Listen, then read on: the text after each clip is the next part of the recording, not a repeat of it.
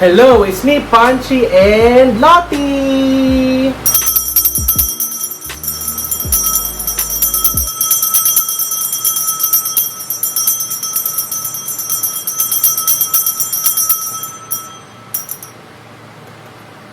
Alright, so today, magre-review at mag-unbox tayo nito. Tadaan! Actually, ayun siya. Ayun yung box na may kalmot. Mabigat.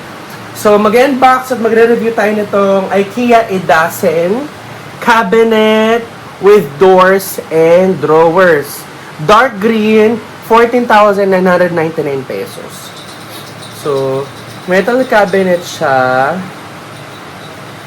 Ang gagawin ko, lalagyan ko siya ng damit. Ayan. So, lalagay ko yung link sa description box down below kung balak nyo bumili nito. So, yes, buksan na natin siya and set up na natin and check natin kung maganda ba yung quality nito. Let's go! Ayun. So, again, ito yung ating i-review at i-unbox. IKEA Edasen cabinet with doors and drawers. Color dark green. Ayan. Milig ako sa mga metal kasi hindi siya anayin, hindi siya aamagin. Ayan. So, ayun na siya. Ayun na yung box. So, kunin na natin at boxin na natin siya. Super bigat niya though. Ito yung unang box. Wait lang. Baliktad ko na siya. Super bigat niya. Ay, kita nyo ba? Masyado yata malaki itong ano. Masyado siya malaki kasi. Tingnan natin.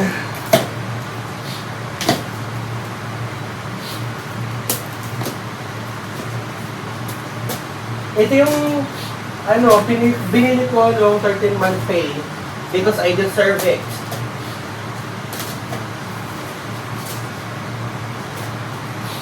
Unang box. Ito yata yung ano, yung ito ba yung takip? Di ko alam kung ano to. Una, 1.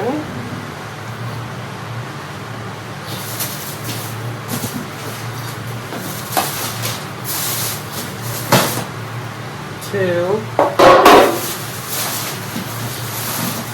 Ito na yung mga cabinet, I believe. 3, 4, 5, 6. Oh my God, parang ang daming epektos nito. Parang mahirapan yata ako nito. Ang daming parts and pieces. Color skin. Ano to? Oo nga, dami niyang parts and pieces. Nakakaloka. Ito yata yung harap eh.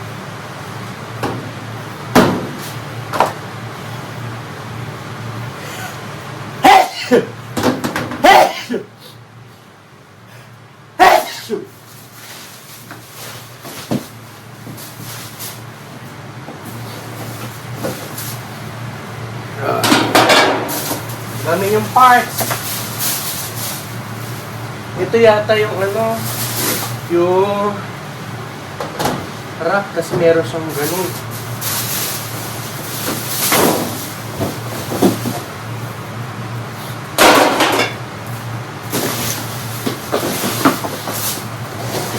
Nasaan yung manual? Wala dito yung manual. Grabe, dami nun ah. Ito yung second box, mabigat rin siya.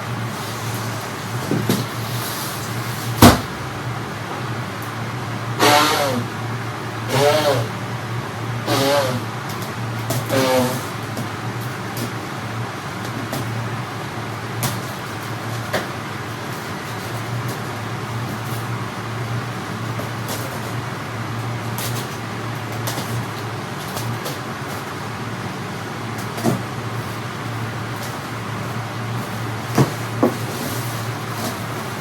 Two.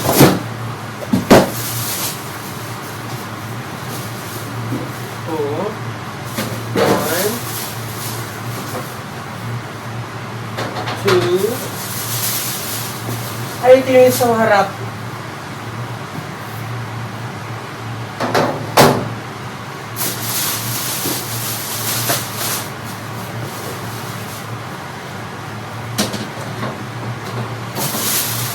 Daming parts na ito. Ano naman ito? Meron siyang butas. Meron siyang butas. Nalilito na ako. Dito ako nag-start. Ay, ito yung sa may bandang baba. Ito.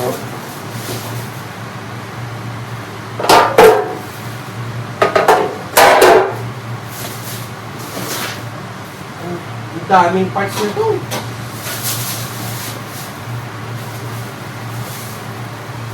Grabe.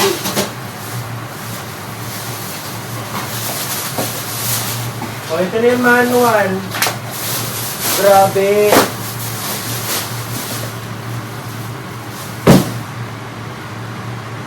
Ayan. Na-unbox na natin siya and tatry ko nang i-set up. Wait lang. Wait.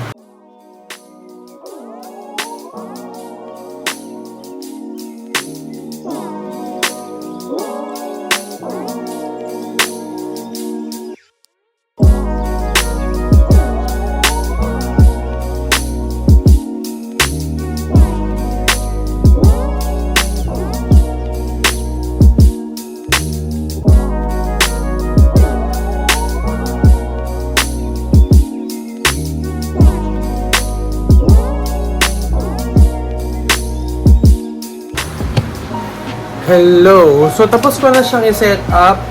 Nag-start ako mag-assemble ng 3 p.m. Alam mo kung anong oras na? 7 p.m. 4 hours ko siyang sinet up, nakakaloka. So far, ito na siya. Ayan, dark green na idasen. So, ganito yung tsura niya. Ito yung, loob. Meron siyang tatlong, 1, 2, 3, tatlong drawer, or tatlong ganyan. And then, may dalawang drawer sa baba. 1, and then 2. Dito ako nahirapan ito, at saka dito.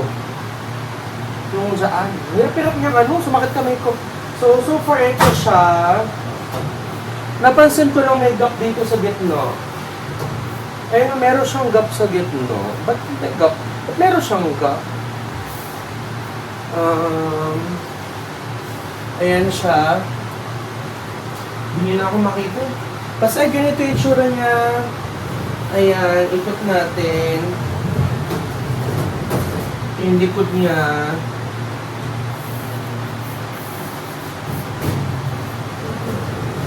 Ayan, I like the color. Dark green. And meron siyang space sa taas patungan. Kung gusto magpatong ng Christmas tree, box lang. Ayan. So, ayan. Ito na muna yung initial setup. Pagod na ako. Kailangan ko na kumain. So, bukas ko na lang papakita yung video gamit yung phone ko, yung clear camera para makita nyo kung paano ba talaga peg nito. Pero so far, ito siya, 4 hours ko siyang in-assemble. Yun lang. Okay, so ito na yung IKEA Edasen cabinet, dark green. So, ayan siya. Dito na yung kanyang permanent na pwesto. Tabi nung, Omar. Yung lagayan ko ng grocery. Kasi ito na siya. Diyan ko lalagay yung mga damit ko. Ayan yung tsura niya, guys. Ayun, naka-osli siya. Hindi ko alam ba't naka-osli ito. Doon nakalubog naman doon. Nababother ako! Ba't siya ganun?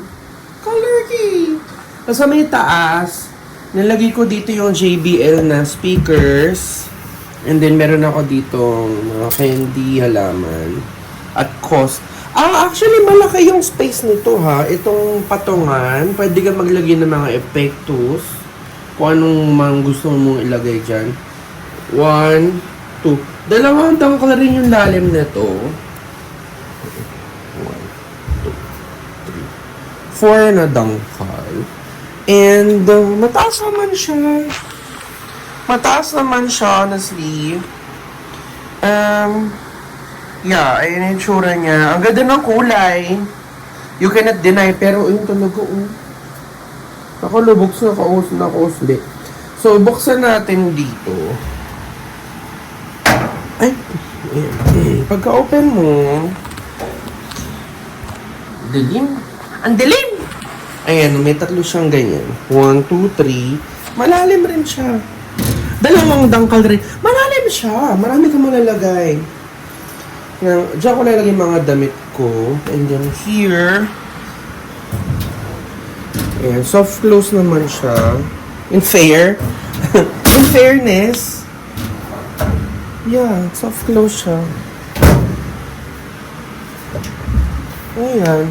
Ayan siya. Maganda naman siya, no? In fairness, and the color is giving, no? Ayan. Ganyan yung current setup niya. Ganyan yung kanyang permanent location. Ito na yung ating tiny house. Bongga na siya. Ito lagay ng damit. So, lalagay ko na yung mga damit dito. And, kung may time, pakita ko later kung paano ko siya i-ayusin.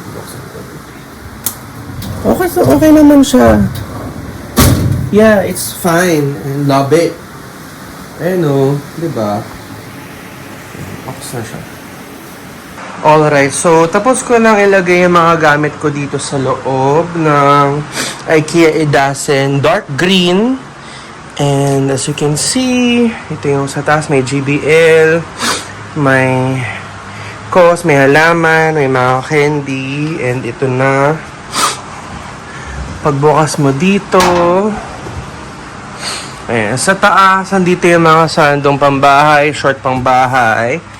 Sa baba, dito mga white t-shirt, mga sando, mga polo, yung bag. Sa pangatlo, nandito yung jogging pants, mga pantalon, mga jackets. At dito yung kumot at tuwalya.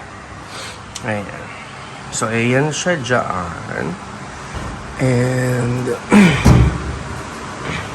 dito naman, dito yung mga brief,